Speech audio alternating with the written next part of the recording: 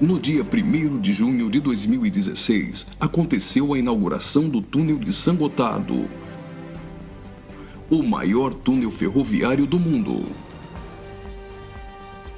São 57 quilômetros cortando os Alpes suíços. A inauguração foi um evento de grande porte, transmitida por vários canais de televisão de todo o mundo. A cerimônia teve uma apresentação artística, como a das aberturas de Copas do Mundo ou de Olimpíadas. A encenação, intitulada Sacre do Gotardo, foi carregada de elementos do ocultismo, além de trazer mensagens de uma nova ordem mundial. Muitas autoridades e a Nata Econômica Europeia participaram dessa solenidade. Dentre as personalidades presentes estavam o presidente da Suíça, Johann Schneider, a chanceler da Alemanha, Angela Merkel, o presidente da França, François Hollande, e o primeiro-ministro da Itália, Matteo Renzi. A inauguração do túnel teve ainda uma celebração ecumênica e recebeu a bênção sacerdotal de um rabino do judaísmo, de um imã do islamismo, de um padre da Igreja Católica e de uma pastora luterana. Vamos analisar alguns elementos dessa celebração bizarra, que muitos analistas chamaram de inauguração da nova ordem mundial. Na primeira parte, em ambiente fechado, a humanidade é representada por uma marcha de zumbis, pronta para receber ordens. Surge então um anjo na forma de bebê. Aparentemente, este representa Lúcifer. O anjo caído já começa a apresentar semelhanças com Baphomet, que é um dos principais símbolos de Satanás em algumas linhas de culto pagão.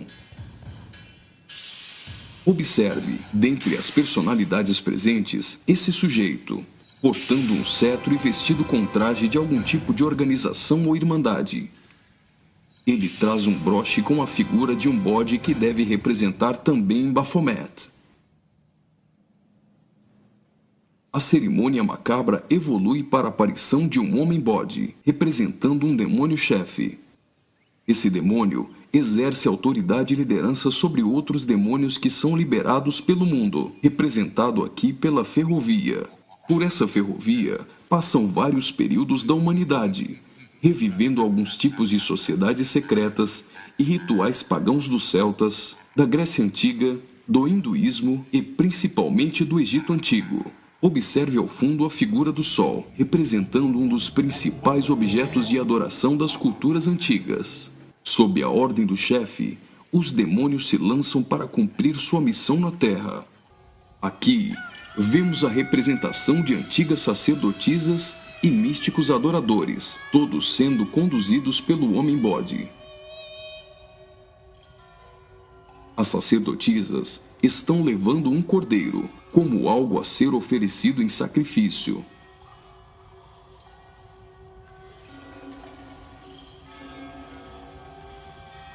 Observe a semelhança dessas sacerdotisas de branco com as adoradoras de Ísis. E nesta exaltação de muitas formas de adoração pagã, não poderia faltar a coroação da Rainha dos Céus.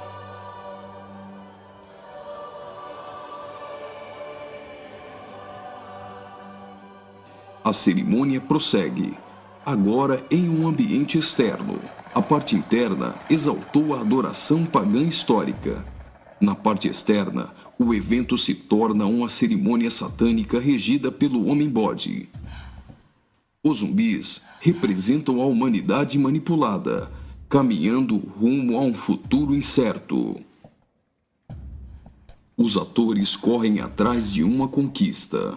O túnel inaugurado literalmente furou 57 quilômetros de rochas nos Alpes suíços. Aparentemente, aqui a humanidade está tentando vencer a rocha, que pode representar Jesus.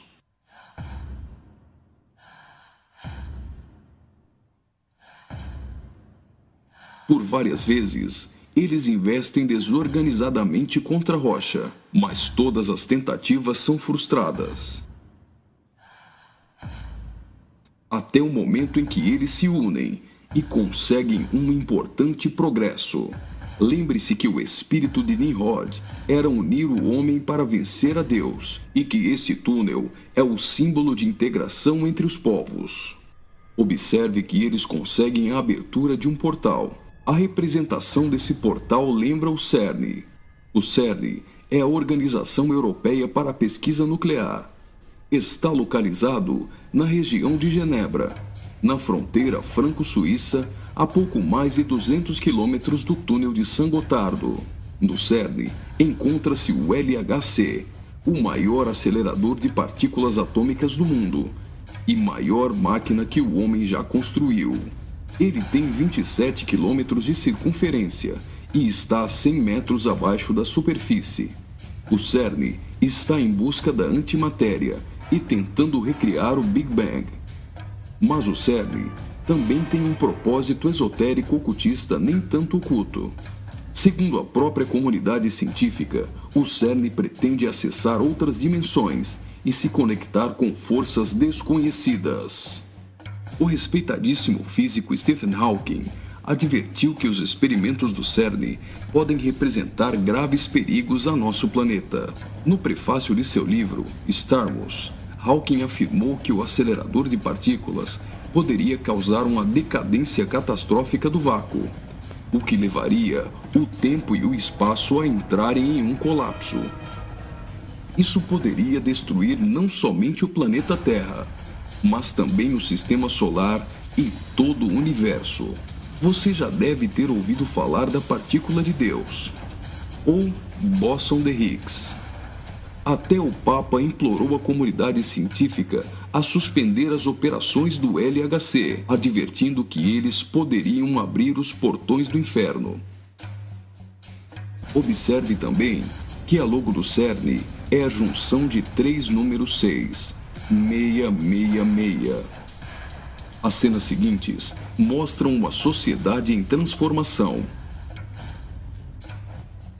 Do portal que foi aberto, procede a direção para a humanidade.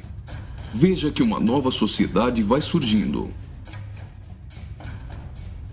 O espírito da rebeldia e da sensualidade marcam as pessoas.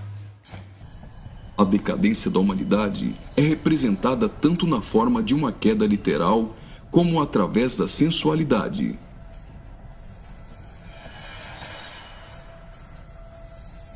Do portal surge um corpo nu, e logo as pessoas ficam endemoniadas.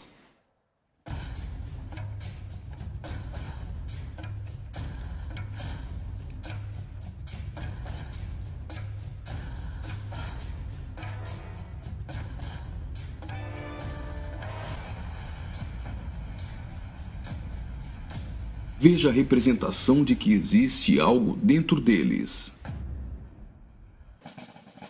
Trabalhadores do túnel aparentemente são representados aqui, mas observe que a verdadeira representação é o deus Shiva, da trindade hinduísta. Shiva é o deus da destruição. Ele destrói para dar lugar a algo novo. A dança de Shiva é considerada a manifestação física do ritmo cósmico. Observe que na entrada do principal laboratório do CERN existe uma imagem de Shiva. A dança destruidora de Shiva é associada à aceleração ou à dança das partículas. A cena seguinte lembra os operários mortos na construção do túnel, mas na verdade representa o sacrifício humano.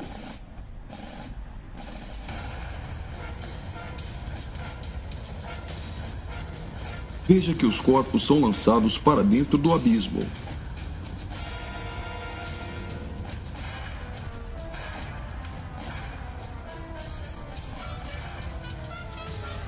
Preste atenção.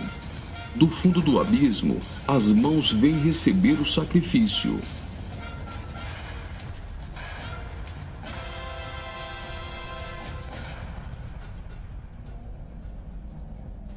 A morte dos trabalhadores dá lugar a 3 almas que sobem do abismo.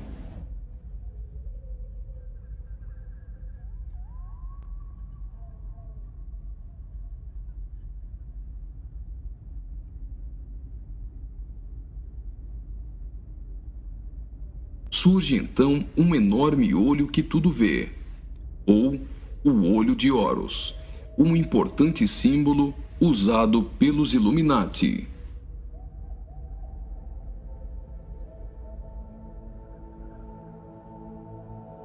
Agora, o Homem-Bode passa a ter um papel ainda mais importante na cerimônia, e as representações do livro de Apocalipse vão ficando mais evidentes.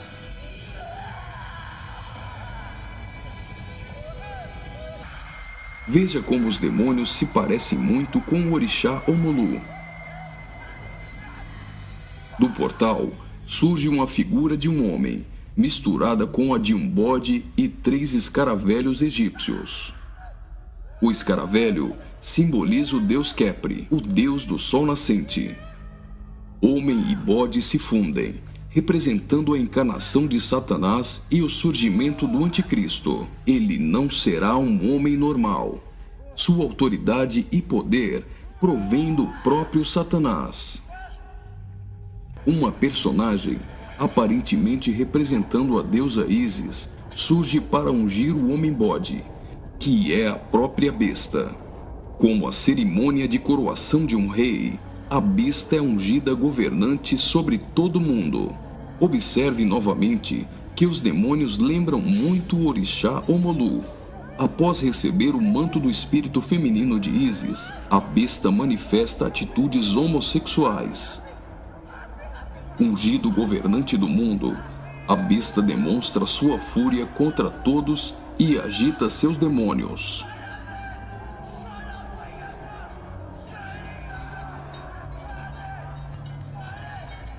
Logo, os demônios sob comando da besta ficam ouriçados.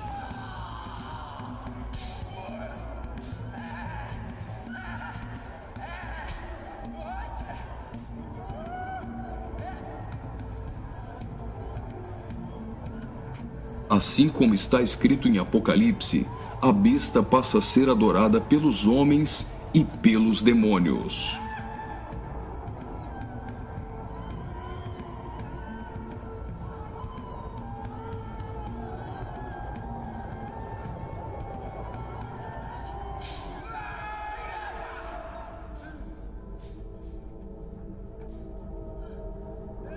Observe agora o surgimento de 11 personagens, aparentemente representando a Igreja dos 11 Apóstolos. A besta terá autoridade para perseguir a Igreja e para matar os que não lhe adorarem.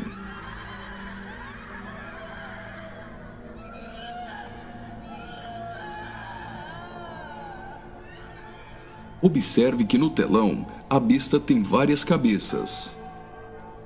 Logo, a besta parece ter sido ferida na cabeça. Leva as mãos à cabeça e vai caindo. Segue-se então uma cerimônia fúnebre, com um antigo canto germânico do ocultismo. Veja essas pessoas carregando árvores secas invertidas. Observe que as raízes estão para cima. Assim como a cruz invertida é um símbolo do satanismo, tudo que se apresenta invertido representa o contrário. A imagem do telão é a árvore da morte, que é o contrário da árvore da vida.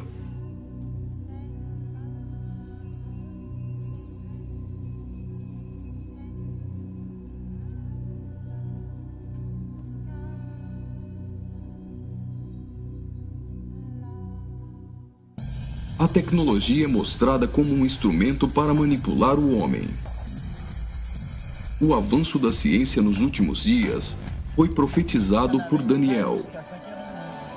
Observe agora a semelhança da imagem no telão com a Pokébola do game Pokémon Go.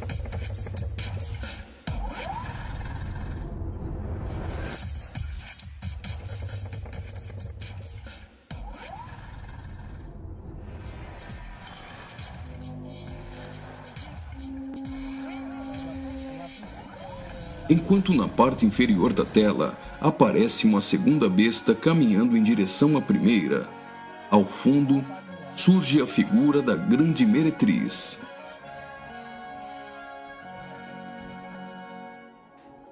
Observe que a segunda besta ressuscita a primeira.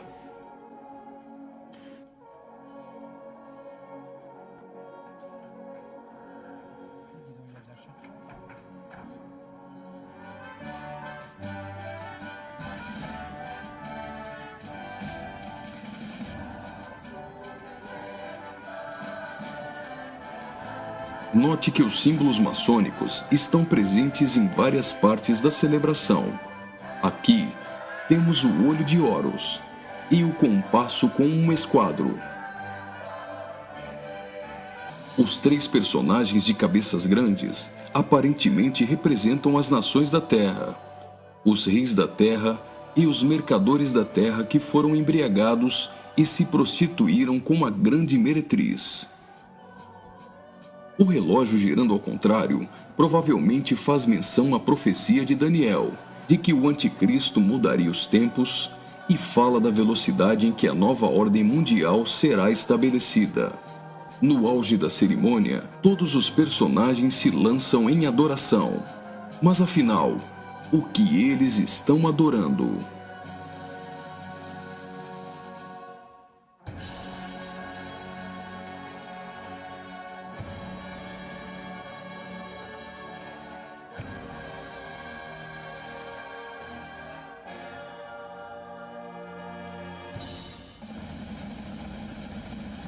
Então, o trem sai do túnel. Mas certamente eles não estão adorando um trem. Eles adoram aquele a quem pensam que venceu a rocha. Eles adoram o grande dragão, a antiga serpente, que se chama Diabo e Satanás, o sedutor de todo mundo. Pensam que Satanás venceu a Cristo. A celebração é como se fosse uma grande vitória, como a consumação de uma enorme conquista.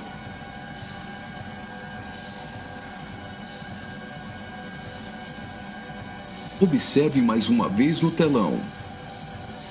Por algum acaso, trens voam? O que isso significa? O trem se parece com uma serpente e representa a Satanás, que sempre quis subir aos altos céus e ser exaltado. É justamente isso que eles estão profetizando nesse ato profético. Faria muito sentido se isso fosse um encontro de bruxos e satanistas, mas numa inauguração de uma grande obra pública, com a participação dos principais signatários da Europa, realmente não faz sentido algum. Só que eles se esqueceram de ler todo o livro de Apocalipse. E vi a besta e os reis da terra com seus exércitos, congregados para pelejarem contra aquele que estava montado num cavalo e contra seu exército. Mas a besta foi aprisionada, e com ela o falso profeta, que com sinais feitos diante dela, seduziu aqueles que receberam a marca da besta, e eram os adoradores de sua imagem. Os dois foram lançados vivos dentro do lago de fogo, que arde com enxofre. Apocalipse capítulo 19, versículos 19 e 20.